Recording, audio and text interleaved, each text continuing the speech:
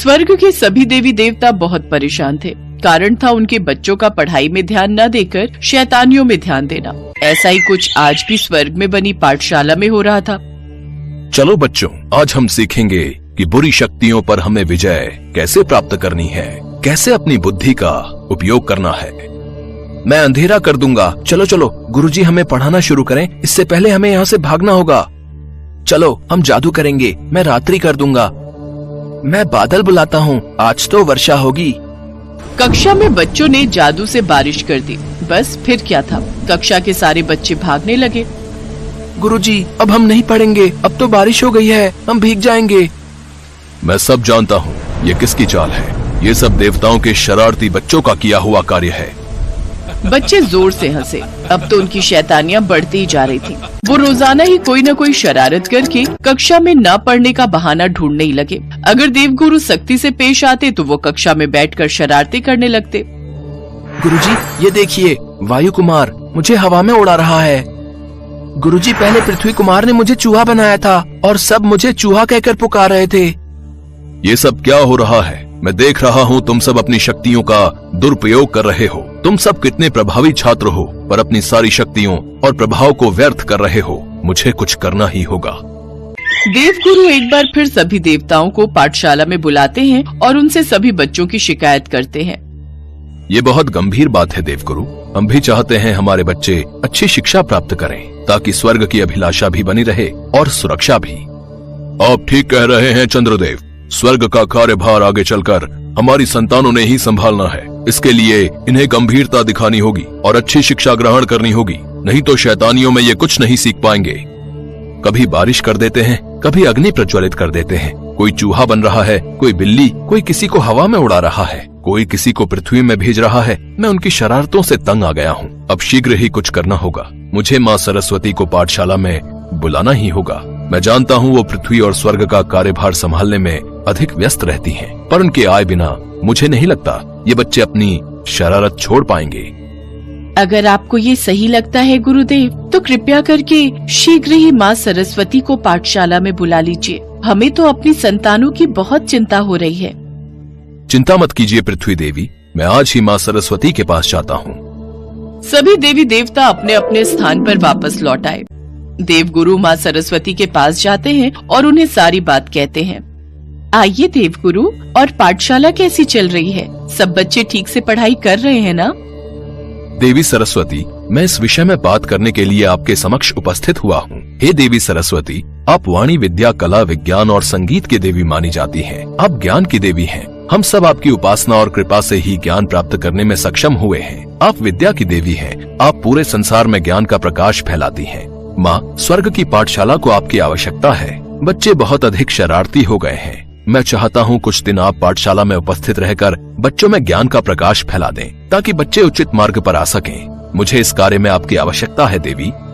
चिंता मत कीजिए देवगुरु, मैं कल पाठशाला में अवश्य आऊंगी, और जब तक बच्चे सही और गलत में अंतर नहीं समझ लेते, तब तक मैं उन्हें स्वयं ही पढ़ाऊंगी। धन्यवाद देवी सरस्वती। अगले दिन कक्षा में माँ सरस्वती उपस्थित होती हैं। सभी बच्चे उन्हें प्रणाम करते हैं। बच्चों, क्या तुम स्वर्ग के विशेष ग्रंथों को पढ़ते हो? नहीं माँ, हमें अभी तक उन्हें पढ़ने का मौका नहीं मिला। तो एक कार्य करते हैं, हम कुछ दिनों के लिए स्वर्ग की यात्रा पर निकलते हैं। इस तरह से आप सभी को भ्रमण करने का अवसर भी प्राप्त होगा। भ्रमण पर? फिर तो बहुत आनंद आने वाला है। कितने समय से हम सब भ्रमण पर नहीं गए। हाँ, बहुत आनंद आएगा, हम खूब खेलेंगे। माँ सरस्वती पाठशाला के सभी बच्चों को अपने साथ स्वर्ग की यात्रा पर ले जाती हैं। देवगुरु भी उनके साथ जाते हैं। सभी देवी देवता बहुत खुश थे कि आज माँ सरस्वती स्वयं उनके बच्चों को पढ़ाने के लिए आई हैं। उन्हें विश्वास था कि बच्चे शैतानी छोड़कर पढ़ने में ध्यान अवश्य लगा देंगे। देवी सरस्वती, मुझे पूर्ण विश्वास है आप जब स्वयं ज्ञान की देवी इन बच्चों को ज्ञान देने के लिए उपस्थित हुई हैं, तो ये बच्चे अवश्य ही शैतानी छोड़कर पढ़ने में ध्यान लगाएंगे। मेरे साथ साथ सभी देवताओं का भी यही कहना है। अवश्य देवगुरु, आप बिल्कुल भी चिंता मत कीजिए। जब तक मेरा कार्य पूर्ण नहीं होता, मैं यहाँ से प्रस्थान नहीं करूँगी। यात्रा के दौरान माँ सरस्वती सभी विद्यार्थियों को विभिन्न विषयों पर ज्ञान देती रहीं। उन्होंने उन्हें ध्यान, विद्या, कला, विज्ञान और धर्म के बारे में सिखाया। कुछ दिनों के पश्चात सभी विद्यार्थी माँ सरस्वती के साथ भ्रमण करके लौट आते हैं। माँ सरस्वती पाठशाला की कक्षा में बच्चों को समझाती हैं, उन्हें ज्ञान का संदेश देती हैं। तो बच्चों बताओ, हमारे लिए ज्ञान कितना आवश्यक है? माता, ज्ञान हमारे लिए अत्यधिक मूल्यवान है। ज्ञान हमें अंधकार से प्रकाश की ओर ले जाता है। ज्ञान प्राप्ति आत्मविकास, समझदारी और जीवन में सही दिशा में बढ़ने के लिए आवश्यक है। ये व्यक्ति को समस्याओं का समाधान निकालने, सच्चे मूल्यों की पहचान करने और समृद्धि की दिशा में अग्रसर होने में मदद करता है। माता, ज्ञान प्राप्ति से हमें यही संदेश मिलता है कि हमें अपनी शक्तियों का उपयोग सही दिशा में करना चाहिए। ज्ञानी व्यक्ति अपनी शक्तियों का व्यर्थ उपयोग नहीं करते। हम वादा करते हैं माता, हम अपनी शक्तियों का कभी भी दुरुपयोग नहीं करेंगे। सदैव नवीन कार्यों में ही अपनी शक्तियों को लगाएंगे, जो कि सृष्टि के विकास में सहायक होंगी। हम पढ़ाई पर पूरा ध्यान देंगे माता, हम ये वादा करते हैं। देव गुरु, अब हम आपको कभी भी किसी शिकायत का मौका नहीं देंगे। हम सदैव आपका कहना मानेंगे। सभी विद्यार्थियों की बातें सुनकर माँ सरस्वती मुस्कुरा देती हैं। देवगुरु भी प्रसन्न थे। सभी देवताओं के बच्चे पढ़ाई में पूरा ध्यान देने लगे। ये देखकर सभी देवी देवता भी बहुत प्रसन्न थे। स्वर्ग के बच्चों ने उनकी शिक्षा को गहराई से समझा और उन्होंने अपनी नकारात्मकता को छोड़ दिया। वे सही मार्ग पर आ गए और पढ़ने लगे।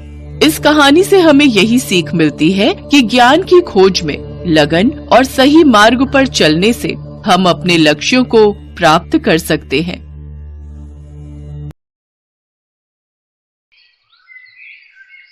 स्वामी, जब मैं पृथ्वीलोक पर बच्चों को स्कूल जाते देखती हूँ ना, तो मेरा भी बड़ा मन करता है कि मैं भी स्कूल जाऊं, मुझे भी कोई अध्यापिका पढ़ाए, मेरी भी स्कूल में सहेलियां हो जिनके साथ मैं खेल सकूं।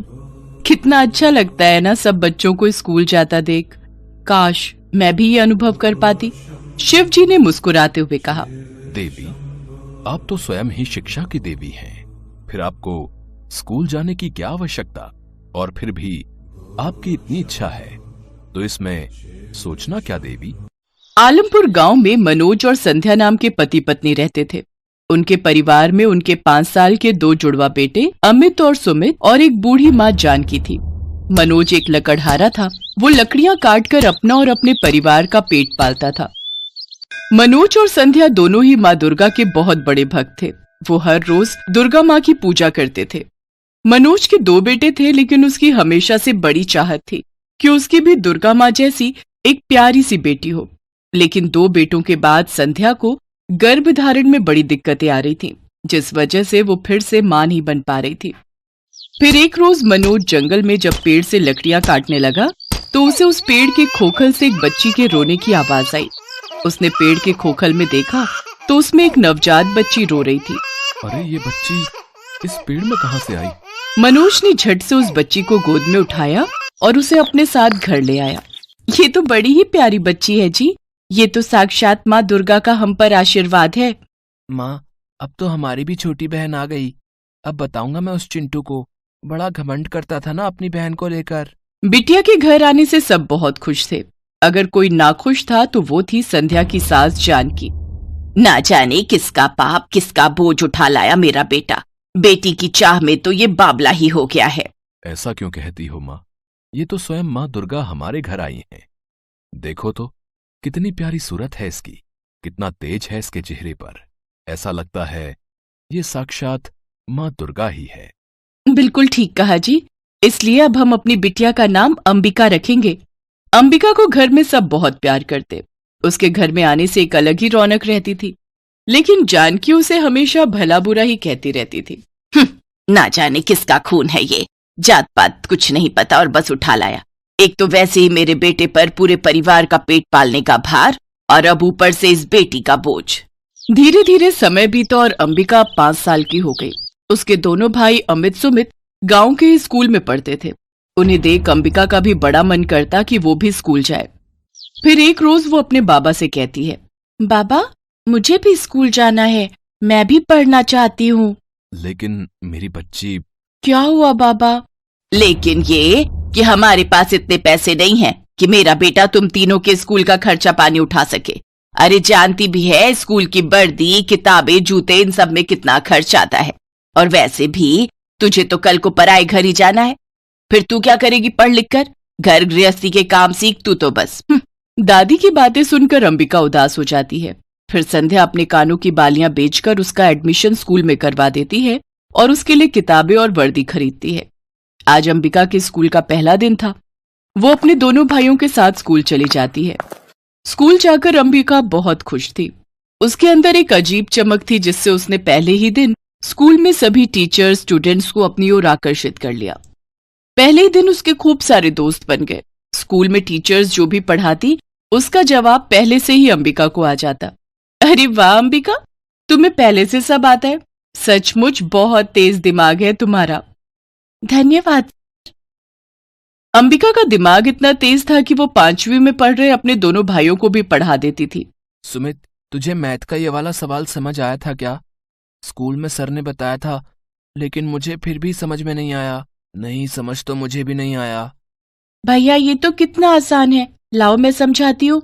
तू रहने दे अंबिका, जब हमें समझ में नहीं आ रहा तो तुझ पहली क्लास में पढ़ने वाली को क्या समझ आएगा? लेकिन तभी अंबिका ने उस प्रश्न का जवाब चुटकियों में सॉल्व कर दिया। ये देख उसके भाई और माता पिता भी हैरान थे।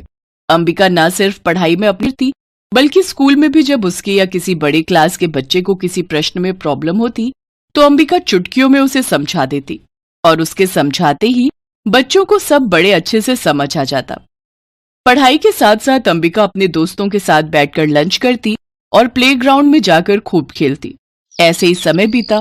फिर एक दिन स्कूल में, भागो भागो, स्कूल की पहली मंजिल में आग लग गई है, जल्दी करो। स्कूल के सभी टीचर और स्टूडेंट्स भागकर प्लेग्राउंड में आ गए। स्कूल में लगी आग की खबर मिलते ही मनोज, संध्या और जानकी समेत गांव के और लोग भी आ गए। अंबिका, मेरी बच्ची तू ठीक तो है ना? हाँ माँ। अमित और सुमित कहाँ हैं? तभी उनकी क्लास का एक लड़का बोला। अमित और सुमित तो बाथरूम गए थे और लगता है वो वहीं आग में फंस गए हैं। क्या? हे माता रानी, हे माँ दुर्गा, मेरे बच्चों की रक्षा कर। ये सुनते ही अंबिका भागते हुए आग की लपटों के बीच से होकर स्कूल के अंदर चली गई। अंबिका, अंबिका मेरी बच्ची। अंबिका रुक जा मेरी बेटी। कुछ देर बाद अंबिका अमित और सुमित के साथ आग की लपटों के बीच चली आ रही थी, लेकिन सभी ये देखकर हैरान थे कि इतनी आग के अंदर चलने पर भी वो जल नहीं रहे थे और उनके शरीर पर एक खरोच तक नहीं थी।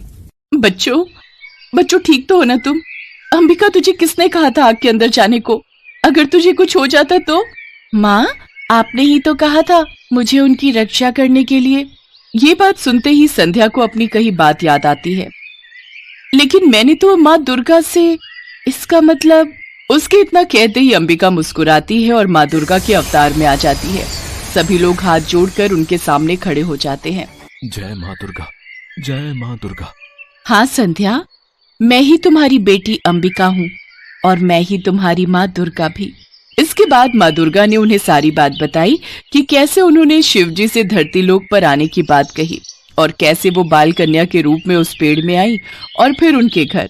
आपको अपनी बेटी के रूप में पाकर हम तो धन्य हो गए माँ, हम धन्य हो गए। माँ, आप हमारी आंखों के सामने थी और हम आपको पहचान नहीं पाए। हमें क्षमा कर देना माँ, हमें क्षमा। हे दुर्गा माँ, मुझ ना समझ बुढ़िया को माफ कर देना माँ, जो मैं तुम्हें पहचान नहीं पाई और ना जाने आपके साथ कितना बुरा व्यवहार किया। मनोज, तुम्हारे परिवार के साथ बिताए पल और इस स्कूल में बिताए दिन मुझे हमेशा याद रहेंगे। मैं बहुत ही खूबसूरत यादें संजोकर देवलोक लौटूंगी। मनोज, संध्या, मेरा आशीर्वाद तुम्हारे परिवार पर हमेशा रहेगा। जानकी, बेटा हो या बेटी, शिक्षा प्राप्त करने का अधिकार सबके लिए बराबर है। धरती लोक पर आने का मेरा मकसद अब पूरा हुआ, इसलिए अब मुझे यहाँ से जाना होगा। माँ, तो क्या अंबिका, मेरा मतलब है माँ दुर्गा यानी हमारी बहन, अब हमसे दूर चली जाएंगी? नहीं पुत्र, केवल मैं जा रही हूँ। मेरा ही रूप तुम्हारी बहन बनकर और संध्या और मनोज की बेटी बनकर तुम्हारे साथ रहेगी। फिर अपने चमत्कार से माँ दुर्गा अंबिका के रूप की एक कन्या प्रकट करती हैं और फिर वहां से अंतर्ध्यान हो जाती हैं। वो लड़की यानी कि अंबिका को संध्या और मनोज गले से लगा लेते हैं। वो सब जब घर लौटे तो उनकी झोपड़ी एक बड़े पक्के घर में बदल चुकी थी। साथ ही घर के अंदर नोटों से भरी ढेरों गड्डियां रखी हुई थी। अब उनकी गरीबी दूर हो गई। और वो सब खुशी खुशी रहने लगे।